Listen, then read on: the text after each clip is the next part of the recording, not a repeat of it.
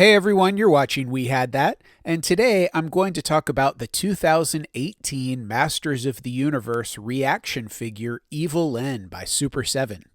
The ReAction line of action figures started in 2013 with figures based on the movie Alien. Kenner had designed the figures in 1979 to be similar to their highly successful Star Wars line. They were going to be 3 3/4 inches tall and have 5 points of articulation, just like Star Wars figures, but they never went into production. So decades later, Super7 and Funko teamed up to finally bring us the alien toys that we never had as kids. After confirming that there really is a market for Star Wars-style retro action figures, the ReAction line continued on and eventually included dozens of action figures from classic movie monsters to characters from popular TV shows and movies, random independent properties, bands and musicians, and much more. They even created their own original characters called The Worst. Starting in 2015, one of the lines that I was most interested in was first released, a 3 3/4 inch retro version of Masters of the Universe characters. Sure, the fact that the original Masters of the Universe figures weren't constructed like Star Wars figures and were instead beefed up muscle men is part of the reason that many kids liked them so much in the first place. We might never know how a 3 3/4 inch He-Man would have affected our toy adventures back in the 80s, but still, if you ever wondered what He-Man and company would have looked like as Star Wars figures, now you know. The entire first wave of the original 1980s line of Masters of the Universe characters and all of the figures but Man-E-Faces from the second wave were released in the 3 3/4 inch format. Really, that's most of the classic characters that I remember from the 80s cartoon. Sure, there were more, but Super7 did manage to get most of the main characters from the cartoon released before their line ended. One of the standout characters for me was always Evil-Lyn. Not only was she Skeletor's second in command, but she also seemed to be one of the few members of his team with any common sense. So I really was pretty excited to receive this figure as a gift from a friend of mine who didn't even know I collected this line. Check out his channel, The Dennis Ball Show, if you're a fan of music or comedy. I'll put a link in the description below.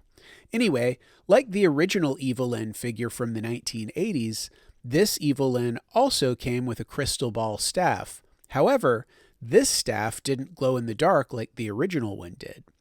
Both Evil-Lyn and Teela have legs that go out to the side when you pose them sitting down. So unlike Princess Leia, they can't drive the land speeder or fly the X-Wing. Evil-Lyn looks like she's going to sit on the floor and roll a ball to a little kid or something. I think the body sculpt is pretty good overall, but I'm not crazy about the head sculpt.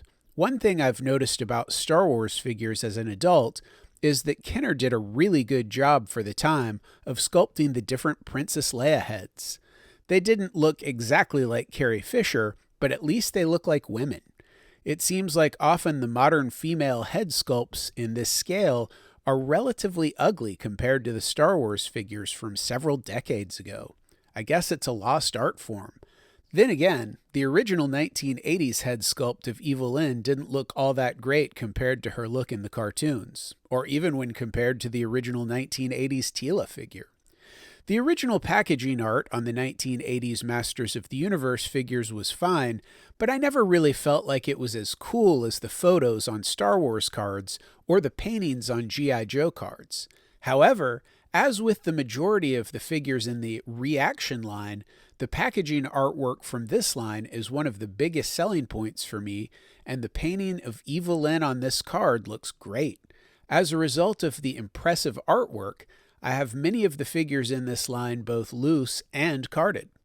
An interesting fact about the Evil-Lyn ReAction figure is that no variants of her were released. In addition to the regular Teela, there were several other color schemes for her, but even though most other modern lines had given us at least 2 different versions of this evil warrior goddess, ReAction never bothered to release her with any different color palettes. It seems like it would have been pretty easy to at least release the Filmation version of Evil-Lyn, It wouldn't have required any new sculpts. I mean, how many different versions of He-Man were there? In the end, I guess I should be glad that they made Evil-Lyn at all, since quite a few characters were left out of this line. Did you have any Masters of the Universe figures as a kid? What do you think of the modern 3 3/4-inch version of these characters? Tell me in the comments below. Also, please give this video a thumbs up and share it on social media. If you enjoy my content, please subscribe to my channel and hit that notifications bell so that you'll be notified when I post new videos. And one last thing, if you're a fan of toys, you should know about ToyLanta, the biggest toy show in the southeastern United States, held annually just north of Atlanta, Georgia. Visit ToyLanta.com for more information. As always, thanks for watching.